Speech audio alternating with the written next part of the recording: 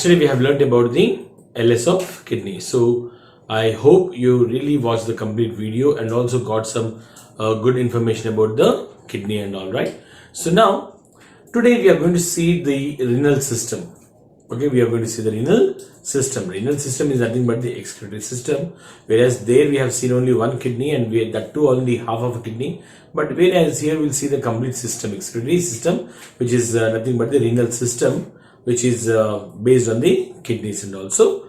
Now everybody look into the board and try to remember the parts which I'm going to tell you, because again these parts are completely new to you. Already in the morning you have learned about in the last session you have learned about the cortex, outer cortex, inner medulla, calyces, renal pyramids, okay, hilus, renal artery, renal vein. Okay, so different words you have learned. Nephron, you have learned about all these words and also these are all the new words. So if you don't remember them properly, they will come in the now next parts, and also they will be directly used. They will not explain them again, right? The terminology which is now which is used till now, that will not be explained again. So you have to remember all those names and especially the functions of those particular parts. If any function I tell you, you just try to remember that. For example, if I tell you about the outer cortex, there is no function of that, right, in our book. If I tell you about the inner medulla, again there is no function except the calyces are placed in the inner medulla. So when you talk about the nephrons, again a little information will be given about the nephrons. So you have to remember that information, right? I already said that your formation of the urine usually takes place in this nephrons. So again you have to keep that information here. And so whatever I tell you, you try to keep that information in your mind so that it will really help you out in following the next sessions and also. Otherwise, next session will be a completely different thing and you will not be able to understand anything if you don't follow the things which I'm telling you now. These are all the basic concepts of the excretion. So these are the different parts and the functions which we are going to explain, so that in the next session these same parts will be used and you have to remember the part and also the function and its location.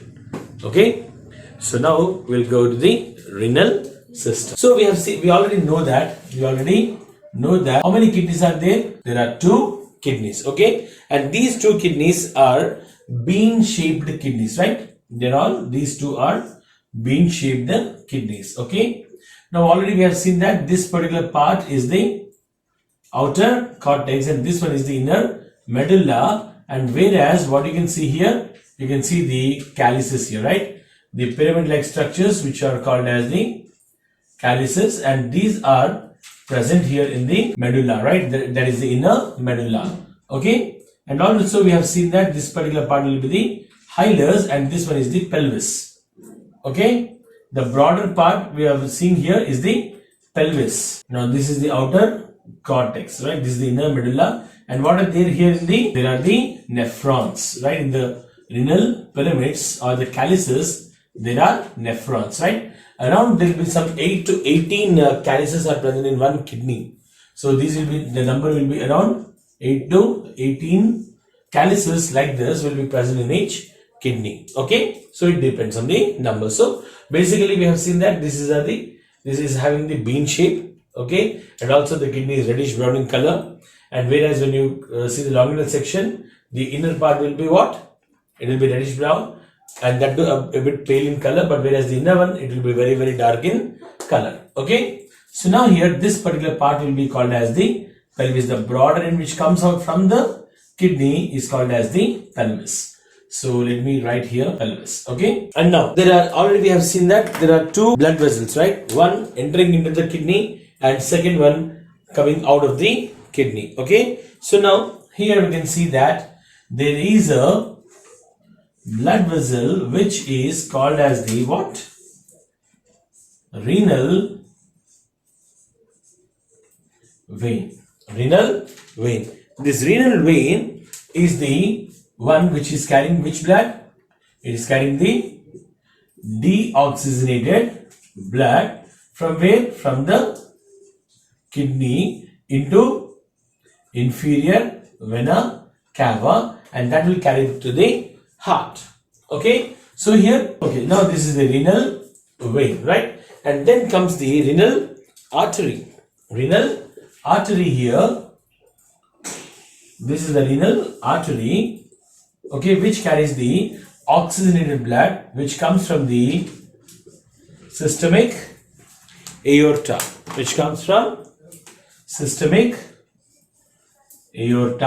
and this one brings the pure blood into kidneys, that is oxygenated blood into the kidneys. Okay, so these are the two different blood vessels which are present in the kidneys, and these are called as renal artery and renal vein. So here you can see the two blood vessels.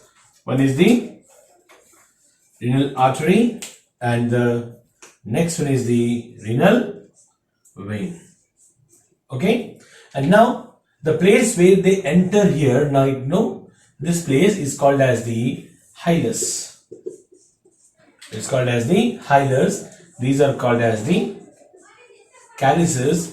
These are called as the nephrons. Okay, and this one is the outer cortex, and this one is the inner medulla. Apart from this, there is a cap-like structure present on the kidneys, right? So these are the glands which are present on the kidneys, like a cap, like no, it's looking like a cap, you know. So these kind of cap-like glands which are present on the kidneys are called as the adrenal glands. These are called as the adrenal glands. Now, these adrenal glands are the endocrine glands. Okay, already we have discussed this in the chapter number 1 when you are talking about the digestion, right? So there are two types of glands. One is the exocrine, second one is the endocrine. Exocrine gland will secrete the enzymes. Endocrine will secrete the hormones. Okay, so exocrine gland will secrete the enzymes. Okay, gastric glands, okay, pancreatic glands, some intestinal glands and all, like they are called as the exocrine glands. Why they are called as exocrine glands? Because they are secreting some enzymes which are helpful in the digestion process. But whereas now some of the glands are called as the endocrine glands. There are some different glands, like no, there is pituitary gland. Pancreas is also a endocrine gland, half exo and half endocrine gland. So it's called as a mixed gland, whereas pituitary gland is called as the master gland of the body, right? And then we have the adrenal gland. Even this adrenal gland is also endocrine gland because it also secretes the hormones. So these hormones, like no, they are the chemical things which will bring a great change in the body. Right? So that is what we are going to study in the next maybe next chapter and all. So we'll study about the endocrine glands. For now, you will come here, right? So now we have already seen that there is a pelvis here, right? So from the pelvis, you can see thin tube-like structures are coming out, right? So these two thin tube-like structures are called as the ureters. These are called as ureters. What they are called as? Ureters. So which you can see here, you can see thin tube-like structures which are extending from the pelvis. Okay, and these two thin tube-like structures are called as ureters, or they're called as ureters, right? And these two ureters will come and join in a sac-like structure which is called as the urinary bladder. It's called as the urinary bladder. Okay, urinary bladder, and this end part is called as the urethra. It's called as the urethra. So here, whatever the urine which is formed in the kidneys, so whatever the urine which is formed in the kidneys, they will come out. They will come out through this pelvis and then enter into the ureters. They'll enter into the ureters. Okay, so they will enter into the ureters, and then these ureters, they will take the urine into where? Into the urinary bladder. So this urinary bladder is a storage point where it is stored until this urinary bladder gets filled up. So once the urinary bladder gets filled up, then you will have the urge. Immediately you will stand and say that, sir, I want to go to washroom, right? So that is the urge you have, right? So that kind of urge you get when your bladder is filled. So once this bladder is filled, that will be released out through the urethra, which is the opening of the urinary bladder. So this is how you can say this complete system is called as the renal system.